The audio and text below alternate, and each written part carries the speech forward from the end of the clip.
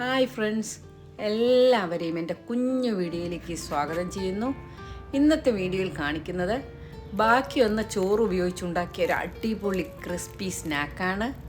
മഴക്കാലത്തും അല്ലാതെയും കഴിക്കാൻ പറ്റാവുന്ന ഈ ഈവനിങ് സ്നാക്ക് പുറംഭാഗം ക്രിസ്പിയും ഉൾഭാഗം സോഫ്റ്റുമാണ്. ചോറിനോടൊപ്പം കുറച്ച് ചേരുവകളും ചേർത്ത് തയ്യാറാക്കിയിരിക്കുന്ന ഈ സ്നാക്ക് കുട്ടികളോടൊപ്പം മുതിർന്നവർക്കും കഴിക്കാൻ പറ്റാവുന്നതാണ്. അപ്പോൾ ഈ സ്നാക്ക് എങ്ങനെയാണ് തയ്യാറാക്കിയിരിക്കുന്നതെന്ന് അറിയണ്ടേ? വരൂ, നമുക്ക് പെട്ടെന്ന് തന്നെ വീഡിയോയിലേക്ക് പോകാം.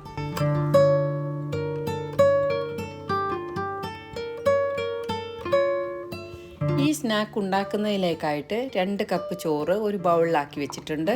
ഇനി ഇതിനെ ഗ്രൈൻഡ് ചെയ്തെടുക്കണം. അതിലേക്കായിട്ട് ഞാനൊരു മിക്സർ ജാറിലേക്ക് മാറ്റിയിട്ടുണ്ട്. മിക്സർ ജാറിൽ ഇതിന് വേണ്ടിയിട്ട് ഞാൻ ചില്ലി ഫ്ലേക്സ് ഉണ്ടാക്കിയതാണ്. അതാണ് റെഡ് കളറിൽ കാണുന്നത്. ആദ്യം ഇട്ട് കൊടുത്ത ചോറ് ഇവിടെ നന്നായിട്ട് അരഞ്ഞ് കിട്ടിയിട്ടുണ്ട്. ഇനി ബാക്കി ചോറും ഇതുപോലെ തന്നെ പേസ്റ്റ് പോലെ അരച്ചെടുക്കാം.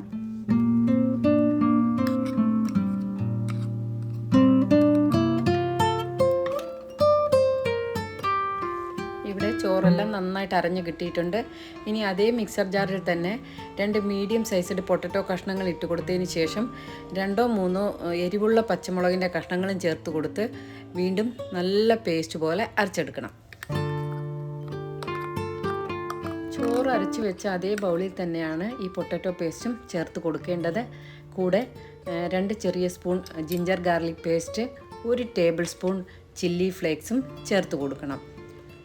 അതിനുശേഷം ഞാനിവിടെ ഒരു 1/4 കപ്പോളം കോൺഫ്ലവർ എടുത്ത് വെച്ചിട്ടുണ്ട്. അത് കുറേശ്ശെയായിട്ട് ചേർത്ത് മിക്സ് ചെയ്യണം.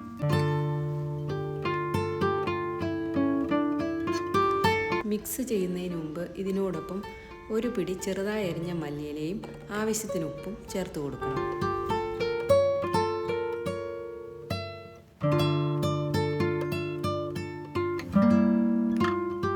ഇതിലേക്ക് വെള്ളമൊഴിച്ച് കുഴക്കേണ്ട ആവശ്യമില്ല. കാരണം പൊട്ടറ്റോയിലും ചോറിലുമൊക്കെ ആവശ്യത്തിലേറെ വാട്ടർ കണ്ടൻ്റ് ഉണ്ട്. അപ്പോൾ അതിനനുസരിച്ച് വേണം കോൺഫ്ലവർ മിക്സ് ചെയ്ത് കൊടുക്കേണ്ടത്. അതുകൊണ്ട് കോൺഫ്ലവറിൻ്റെ അളവൊന്നും കൃത്യമായി പറയുന്നില്ല. ഇനി ഇതിലേക്ക് ചേർത്ത് കൊടുക്കേണ്ടത് 2-3 നുള്ളു മഞ്ഞൾപ്പൊടിയും 1/2 സ്പൂൺ കായപ്പൊടിയുമാണ്. അതും കൂടെ ചേർത്ത് കൊടുത്ത് നന്നായിട്ട് മിക്സ് ചെയ്തെടുക്കണം.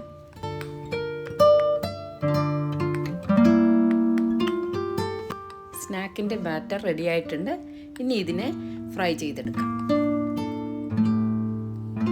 ഇത് ഫ്രൈ ചെയ്യുന്നതിന് വേണ്ടി ഒരു കടായി മീഡിയം ഫ്ലെയിമിൽ വെച്ച് കൊടുത്തതിന് ശേഷം ആവശ്യത്തിന് എണ്ണ ഒഴിച്ചു കൊടുത്തിട്ടുണ്ട്. നിങ്ങൾക്ക് ഇഷ്ടമുള്ള കുക്കിംഗ് ഓയിൽ ഉപയോഗിക്കാം. ഞാനിവിടെ സൺഫ്ലവറാണ് ഉപയോഗിക്കുന്നത്. ഓരോ സ്പൂൺ വെച്ച് ഇതുപോലെ പതുക്കെ കോരി ഒഴിച്ചു കൊടുക്കണം. അല്ലെങ്കിൽ കൈ വെച്ച് ഇങ്ങനെ നുള്ളിയിട്ടാലും മതി. ഈ സ്നാക്ക് ചെറുതായിട്ട് മൂത്ത് വന്നതിന് ശേഷം മാത്രം ഇളക്കി കൊടുക്കുക. കാരണം ഇതാദ്യം ഒന്ന് ഒട്ടിപ്പിടിച്ചിരിക്കും. അപ്പോൾ ഇളക്കുകയാണെങ്കിൽ ഇത് പൊട്ടിപ്പോകാൻ സാധ്യതയുണ്ട്. കളർ ചേഞ്ചായി വരുമ്പോൾ മീഡിയം ഫ്ലെയിമിൽ നിന്ന് ലോ ഫ്ലെയിമിലേക്ക് മാറ്റി കൊടുക്കണം. ആദ്യം ഇട്ട് കൊടുത്തത് ഒരു ഗോൾഡൻ കളറിലേക്ക് മാറിയിട്ടുണ്ട്. ഇനി ഇതിനെ എണ്ണയിൽ നിന്ന് വറുത്ത് കോരാം. ആദ്യം ഇട്ടതെല്ലാം എണ്ണയിൽ നിന്ന് വറുത്ത് കോരി ഇനി രണ്ടാമത്തതും ഇതുപോലെ തന്നെ എണ്ണയിൽ നിന്നും ഫ്രൈ ചെയ്തെടുക്കണം.